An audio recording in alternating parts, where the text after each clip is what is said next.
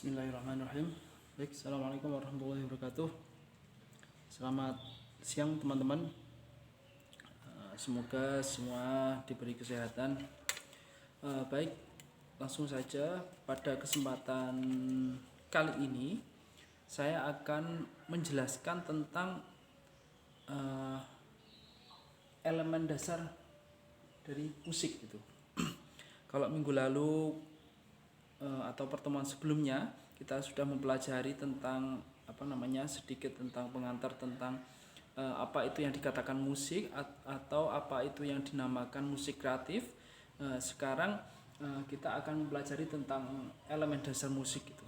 Nah, apakah itu elemen dasar musik? Gitu. Sebagaimana kita tahu kemarin sudah saya jelaskan, material dasar musik itu yaitu bunyi gitu ya. Kalau dalam perkembangannya yang lebih kontemporer itu bunyi itu meliputi baik itu yang terdengar ataupun yang tidak terdengar, baik itu sound atau silent gitu. Jadi nanti teman-teman bisa lihat karyanya John Cage itu 4-3-3 judulnya. Dia main piano di atas panggung. Dia hanya duduk diam di atas piano selama 4 menit 33 detik. Nah, itu perkembangan musik kontemporer yang cukup monumental sebetulnya gitu. Jadi bisa kita mengerti bahwa musik itu terdiri dari sound and silent gitu ya. Bunyi dan diam. Jadi kebanyakan kita memang bisa mendengarkan aspek yang lebih berbunyi ini ya, elemen yang lebih memiliki suara secara kasat mata, indera pendengaran kita dapat mendengarkan yang bunyi. Tapi kita jarang bisa mendengarkan apa itu artinya diam, apa artinya silent itu. Kadang kita tidak pernah belajar atau belum punya kesadaran untuk ternyata hening itu juga enak ternyata ya gitu. Kebanyakan kita mengetahuinya musik itu ya yang berbunyi saja gitu, yang diam itu tidak kita anggap musik gitu. Walaupun memang pada level tertentu, pada pemikiran tertentu ada yang menganggap atau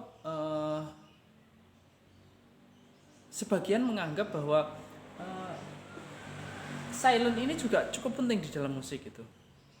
Contohnya seperti karyanya John Cage yang berjudul 4-3-3 itu tadi. Ya. Dia kurang lebih ingin mengekspresikan bahwa silent itu juga bagian dari musik gitu. Nanti teman-teman dapat dilihat di akun di YouTube atau di internet gitu ya. Kemarin kita material utamanya bunyi gitu ya, bunyi. Nah, setiap hal yang berbunyi ataupun yang tidak berbunyi itu intinya juga bunyi gitu ya, bunyinya diam. Nah,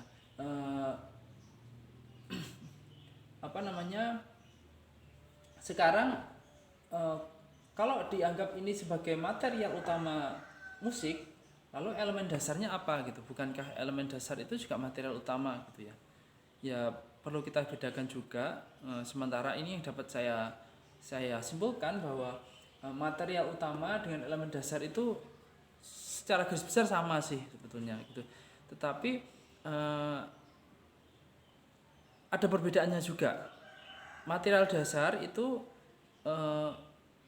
ya bahan dasarnya daripada musik itu apa gitu.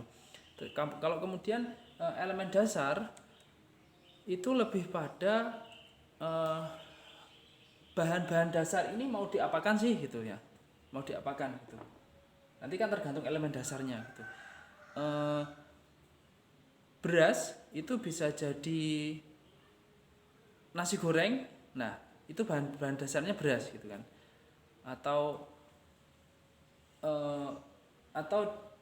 bisa jadi nasi kebuli, nah itu bahan dasarnya juga beras gitu ya. Nah, untuk menjadi proses menjadi nasi goreng ataupun nasi kebuli ataupun nasi uduk. Nah, ini kan memerlukan elemen-elemen dasar, elemen penyangga ini gitu. Logikanya seperti itu gitu. Baik, kita langsung saja.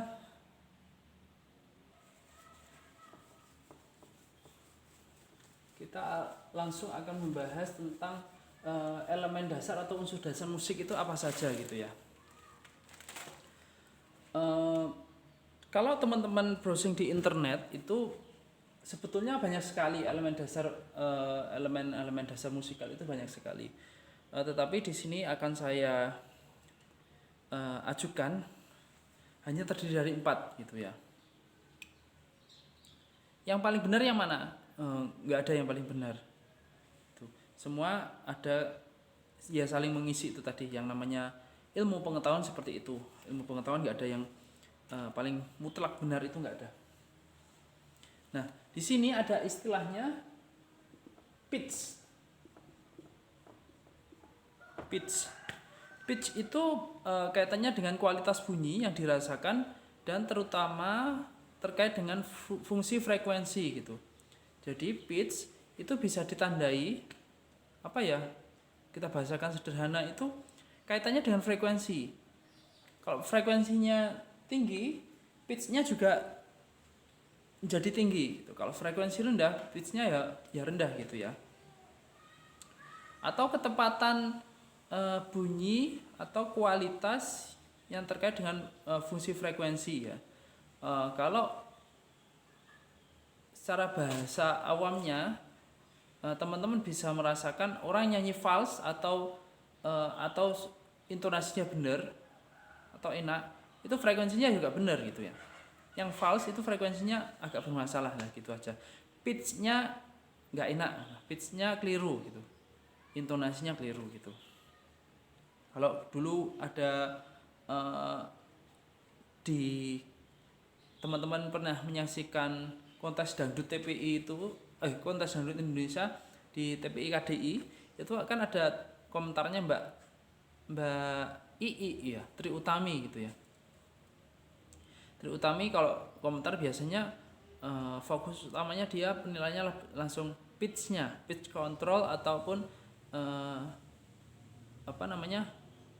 pitch controlnya kurang enak ya gitu. Itu intonasinya maksudnya ya. Ketepatan nadanya, nah itu maksudnya pitch ya. Nanti pitch ini akan menyusun sebuah nada. Nah, ketepatan nada itu ditentukan oleh pitch dan nada itu akan menyusun sebuah melodi. Nah, dalam melodi ini tema dari sebuah lagu itu muncul gitu ya. Tema atau kalimat. Kita akan bisa memahami suatu lagu itu dapat dilihat dari melodinya gitu. Kalau nggak ada melodi, kita nggak paham itu lagu apa gitu. Kalau cuma nada, ya itu belum bentuk melodi. Nada itu bagian dari melodi gitu. Mudah-mudahan penjelasan saya ini nggak keliru. Terus yang kedua yaitu irama.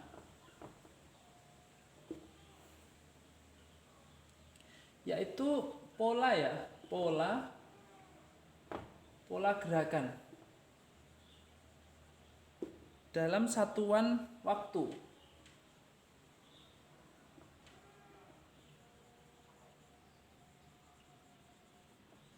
Nah, irama. Irama itu kalau teman-teman jelas memahaminya, irama dangdut, irama campur sari, dari tadi contohnya dangdut terus ya. Irama jazz, irama klasik, irama keroncong. Nah, itu irama. Ada polanya di dalamnya, ada pola-pola yang secara tidak langsung itu merepresentasikan identitas dari gaya musikal tersebut gitu. Irama keroncong seperti ini.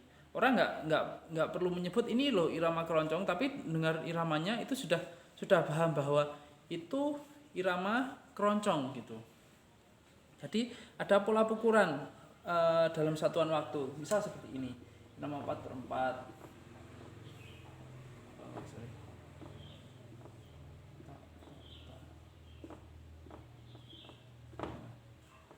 Jadi polanya seperti ini. Dung tak tak tak dung tak tak tak. Nah, polanya seperti itu terus dalam satu lagu ataupun dalam kalimat-kalimat lagu itu tersusun dari pola yang sederhana ini secara berulang gitu, simultan. Ini yang menjadi irama dalam satu lagu. Jadi gerakan dalam hitungan waktu. Waktu itu ya ruang waktu, tempo, ruang di dalam ruang yang digunakan untuk menulis irama ini. Iramanya bisa cepat bisa lambat.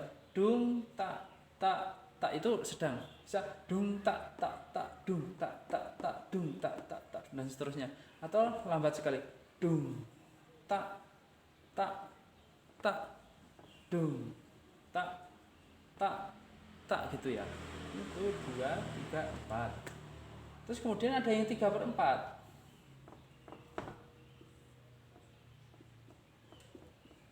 Nah, di sini hitungannya 1, 2, 3 gitu ya.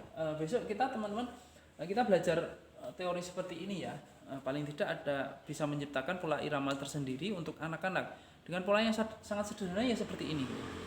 Hitungannya 3, 1, 2, 3, 1, 2, 3 gitu ya. Ini anggap saja bassnya dung tak tak dung tak tak dung tak. Naik naik ke puncak gunung, tinggi tinggi sekali. Nah, dan seterusnya seperti itu. Itu ada iramanya. Irama ya seperti itu. Jadi irama naik-naik ke puncak gunung itu 3/4 gitu. Irama 3/4 itu biasanya irama yang paling cocok atau paling nyaman dengan anak-anak ya. Dia iramanya asik. Terus kemudian yang ketiga itu ada istilah timbre atau tone color.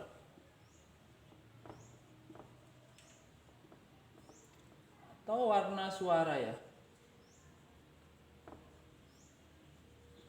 Nah, tone color atau warna suara itu mendefinisikan gimana ya? Teman-teman bisa membedakan antara suara suling dan suara gitar atau suara piano dengan suara trompet. Nah, itu tone colornya berbeda. Ya suaranya berbeda kan. Nah, warna suara itu ya sebetulnya seperti itu. Karakter suara dari setiap instrumen. Piano ting ting ting nah gitu kan. Kalau trompet ya seperti itu, suling atau gitar memiliki karakter suara masing-masing. Nah, itu yang dimaksud timbre atau warna suara itu seperti itu. Nah, lanjut saja yang keempat yaitu dinamika. Dinamika itu keras lembutnya suatu lagu. Nah, keras lembutnya suatu lagu ya. Bisa dilihat, bisa dibaca ya mudah-mudahan. Keras lembutnya suatu lagu. Jadi nanti ketika ngajarin nyanyi, kita kan juga perlu kita tanamkan di situ nggak sekedar mengajari anak pandai menyanyi atau anak pandai pitch-nya bagus gitu ya. Tapi tidak sekedar seperti itu. Tetapi juga kita perlu mengorientasikan itu juga dalam rangka membentuk karakter sebuah anak gitu. Nah, terutama anak itu kan kadang sering teriak-teriak kan gitu. Kalau anak dibiarkan teriak-teriak, dia ya nanti sampai dewasa karakternya seperti itu gitu, keras gitu ya. Ya efeknya secara nggak langsung ya tadi kita hanya bisa menghargai apa yang itu bunyi, apa yang itu dikatakan bunyi, tetapi kita susah menghargai apa yang itu dikatakan sebagai sebuah silent atau diam itu tadi gitu ya. Efeknya seperti itu. Nah, dinamika itu diperlukan untuk menghidupkan suasana sebuah lagu gitu. ada kalanya kita ngajari nyanyi, bagian tertentu harus keras, bagian yang lain itu harus lembut sekali gitu. Supaya lagunya apa? Supaya lagunya hidup. Dan itu berkaitan erat dengan emosi anak-anak gitu. Kalau kita ngajari nyanyi keras terus ya efeknya nggak baik buat anak-anak. Terlalu lembut terus ya juga nggak baik gitu ya. Contohnya dinamika gitu.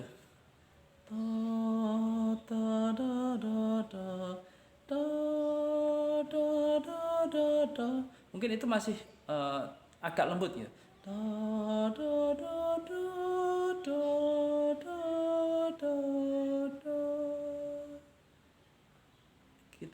Kita pas bagian refnya kita olah yang agak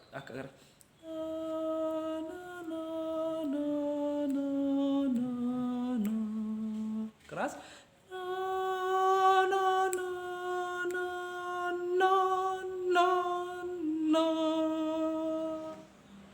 Lembut lagi.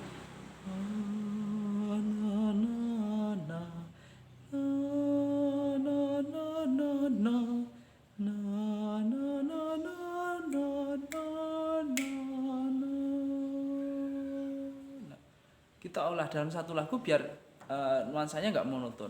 Anak dengan nuansa yang variatif seperti itu, anak akan lebih tertarik dan apa istilahnya lebih bisa merasakan ya lagu itu. Oh, lagunya seperti enak banget gitu. Nggak harus no no no no no no no no nggak seperti itu. Tapi ada bagian-bagian yang harus lembut, ada yang harus manis, ada yang harus lantang, ada yang harus sangat kuat gitu ya, supaya lagunya hidup gitu. Nah, baik teman-teman, sampai di sini elemen dasar musik itu nanti yang akan kita gunakan untuk eksplorasi ya, eksplorasi dasarnya, pitch-nya kayak apa, untuk eksplorasi maksudnya untuk eksplorasi pengembangan musik kreatif itu. Kita jadikan musik kreatif. Nah, elemen-elemen dasar ini itu bisa kita gunakan untuk musik konvensional atau musik kreatif. Ya kurang secara garis besar sama gitu. Iramanya juga sama. Cuma pitch-nya mungkin bisa kita ajarkan untuk anak-anak untuk menyanyi ataupun eksplorasi bunyi. Anak-anak itu kan lebih karakternya sebetulnya untuk ngajar nyanyi anak-anak itu yang lebih cocok perempuan gitu ya. Soalnya karakter suara anak-anak itu sesuai dengan register suara perempuan dewasa gitu. Yaitu sopran, mezzo sopran sama alto. Nanti saya jelaskan lagi. Nah, cuma kadang yang menjadi masalah guru TK itu kan ngajari nyanyinya itu butuh anak nyanyi gitu kan. Sehingga pitch-nya nggak begitu diperhatikan, akhirnya butuh nyanyi brok-brok di dalam keras. Nah, itu yang menjadikan telinga kita menjadi kacau gitu ya. Pendengaran kita tidak bisa berfungsi dengan baik gitu. Nah, terus kemudian irama dung tak tak tak tak dung tak tak tak tak dung. Nah, nanti kalau pakai alat musik konvensional ini bisa diterapkan di alat musik marching band ataupun alat-alat musik perkusi lainnya. Tetapi kalau kita musik kreatif ini bisa kita imajinasikan pada instrumen non alat musik. Nah, entah kentongan atau kayu atau klotekan di bangku itu juga bisa ya. Dung tak tak tak tak dung tak tak tak tak dung. Nah, misal seperti itu. Atau pakai irama sepatu, bru prak prak prak prak bru prak prak prak bru prak prak prak bru, seperti itu. Terus kemudian ada timbre. Nah, timbre itu tone color, kualitas suara itu bisa kita praktekkan ketika anak klotekan, senangane klotekan itu jangan dimarahi ya, jangan dimarahi, tetapi diarahkan. Ini loh bangku bagian ini karakter suaranya seperti ini. Nah, supaya dia klotekannya juga nggak ngawur kan gitu.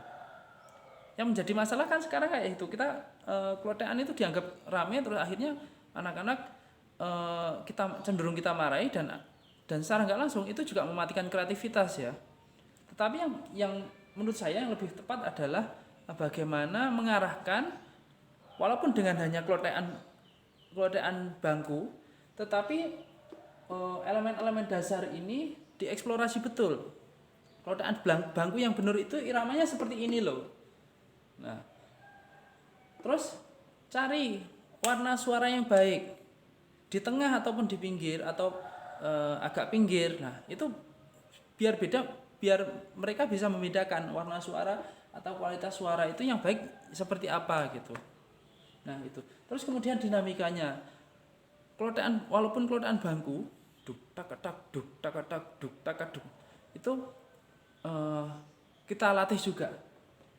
Coba klotekannya bangku jangan banter-banteran, jangan terlalu keras. Coba dimainkan dengan tempo yang sangat lambat ataupun dengan dinamika yang sangat lembut.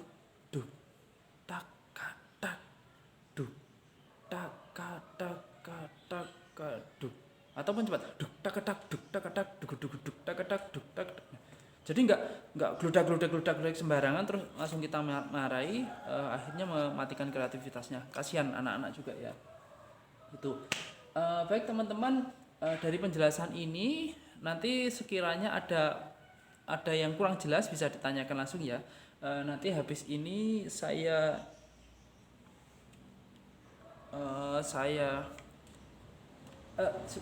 sebetulnya dari selain 4 ini sebetulnya kalau kita browsing di internet itu banyak sekali ya, lebih dari 4, ada istilahnya tempo ataupun ada harmoni, ada melodi atau apalagi ya. Tetapi kalau diringkas ya intinya seperti ini. Pitch itu nanti akan membentuk sebuah melodi dan harmoni gitu. Nah, nanti saya jelaskan juga gitu. Irama juga kaitannya dengan tempo. Ini. Terus timbre dan lain sebagainya. Saya kira itu dulu. Nanti kalau ada penjelasan saya yang susah dipahami, silakan ditanyakan ya. Mumpung kita juga belum terlalu jauh gitu.